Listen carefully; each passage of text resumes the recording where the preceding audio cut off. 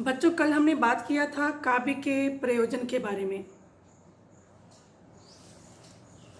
आज हम बात करेंगे काव्य गुण क्या होता है। किसी भी कविता के कुछ गुण होते हैं और उस गुण के आधार पर ही उस कविता की उत्कृष्टता, उसका जो महत्व है, जो उसका गुण है और वो पाठकों को किस तरह से पसंद आएगी, उसमें कितनी गुणात्मकता है, ये बात पता चलती है।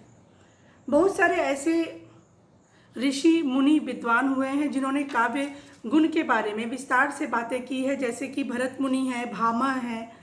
इन सबों का नाम भी आप ध्यान में रखें। तो आज हम बात करेंगे कि भामा मुनि जो है उन्होंने काव्य के क्या गुण बताए हैं। पहले तो ये समझिए कि काव्य का गुण क्या है। अगर काव्य में दोष नहीं है मतलब वही काव्य का गुण है। आप कोई भी कविता पढ़ते हैं तो उस कविता को पढ़ने से आपके अंदर किस तरह के भाव उत्पन्न होते हैं, क्या उस कविता को गाई जा सकती है, क्या वो कविता का जो अलंकार है वो आपको सम्मोहित करता है, क्या वो उस कविता का जो रस है, जो भाव है, वो आपको अपनी तरफ आकर्षित करता है, क्या कविता समाज को, भावी पीढ़ी को कुछ दे पा रही है, कुछ संदेश दे पा रही है। क्योंकि मैंने कल काव्य के प्रयोजन में ये बात कहा था कि काव्य का कुछ संदेश होना चाहिए, कुछ व्यावहारिकता होनी चाहिए कि वो कुछ शिक्षाप्रद बातें हम सबों के बीच रखे। तो ये सारी चीज़ें जो थी वो कविताओं की विशेषताएं थी, कविताओं के गुण में ही आती हैं। तो काव्य दोषों का जो अभाव है, यानी काव्य में दोष का नहीं होना ही काव्य का गुण है। बहुत ही सहज और सरल परिभाषा ये है कि दोष को संक्षिप्त कर दीजिए, कम से कम कर दीजिए। भरत मुनि का यही कहना है कि दोषों को कम कर दीजिए, और दोष का यदि अभाव हो गया, यानी दोष अगर नहीं है, तो इसका मतलब है कि काव्य में गुण है।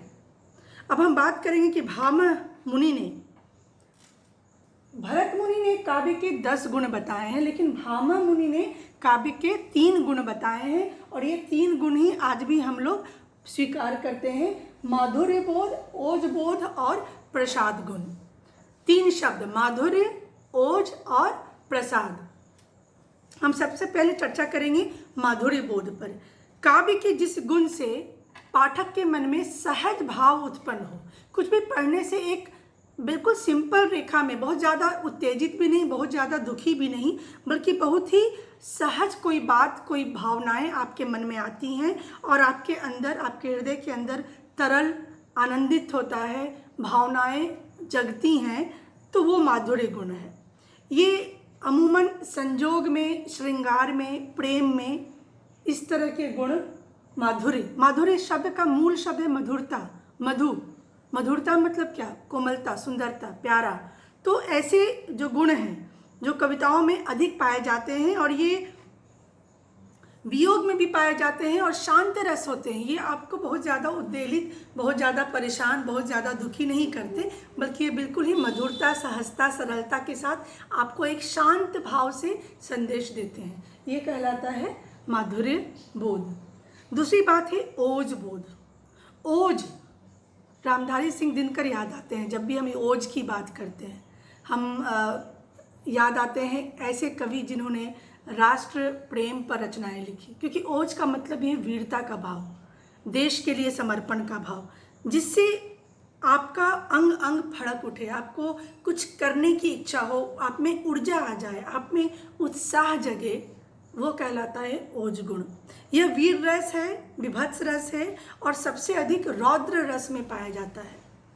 परशुराम की प्रतीक्षा, राम की शक्ति पूजा, भारत भारती, बहुत सारे ऐसे कवि हैं, कविताएं हैं, महाकाव्य हैं जिसमें हमने देश, देशभक्ति, स्वतंत्रता आंदोलन इत्यादि की बातें की। वीरों का कैसा हो वसंत, मतलब कुछ ऐसी कविताएं जो आपके अंदर एक वीरता का भाव जगा दे, उसको हम कहते हैं ओज बोध।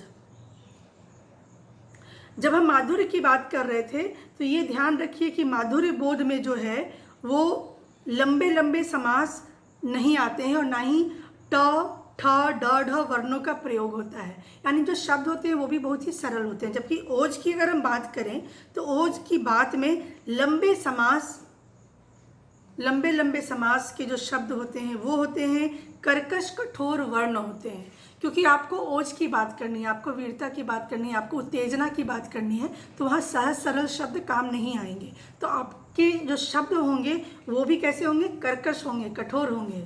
हिमाद्रि तुंग श्रृंग से प्रबुद्ध शुद्ध भारती, स्वयं प्रभा समुज्ज्वला स्वतंत्रता पुकारती। देखिए ये शब्द को, ये राष्ट्रभक्ति की रचना है और एक एक शब्द में किस तरह का प्रवाह है, किस तरह का जोश है और तत्सम शब्द है, कर्कश और कठोर वर्ण है। आप आसानी से एक बार में नहीं समझेंगे। और इसमें ओज गुण में कैसे वृद्धि होती है? तो ट, ठ, ड, ढ, श, ये सारे वर्ण का प्रयोग होता है। हिमाद्रि तुंग श्रृंग से प्रबुद्ध शुद्ध भारती, स्वयं प्रभा समुज्ज्वला स्वतंत्रता पुकारती। देखिए त थ द के वर्ण हैं, जो वो परिवार जो है त थ द वाला, वो उस परिवार के कितने सारे वर्ण बार बार आ रहे हैं इसमें।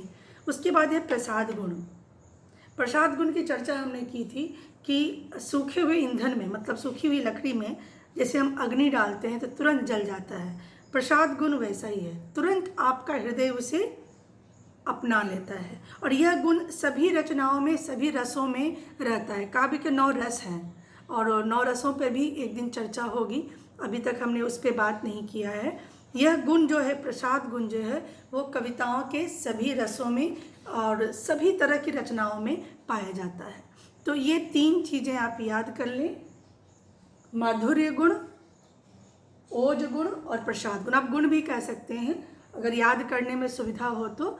भामा मुनि के अनुसार काव्य के 3 प्रमुख गुण हैं, माधुर्य गुण, प्रसाद गुण, ओज गुण और प्रसाद गुण। माधुर्य मतलब मधुरता, संजोग, श्रृंगार, प्रेम की बातें। ओज मतलब वीरता, विभत्स रस, रौद्र रस की बातें। और जो प्रसाद गुण है वो अमूमन सभी तरह की रचनाओं में दिखाई देता है और सभी तरह के रसों में ये व्याप्त होता है। और काव्य गुण क्या है? तो काव्य में दोष का नहीं होना ही काव्य का गुण है। बहुत ही सहज सरल परिभाषा है, काव्य में दोष का नहीं होना ही काव्य का गुण है। और मैंने कहा था कि भरत मुनि के अनुसार काव्य के 10 गुण माने गए हैं, लेकिन हमने जो स्वीकार किया, जो काव्य शास्त्र के विद्वानों ने स्वीकार किया, वो 3 प्रमुख गुण ही हमने स्वीकार किया और वो 3 गुण ये हैं।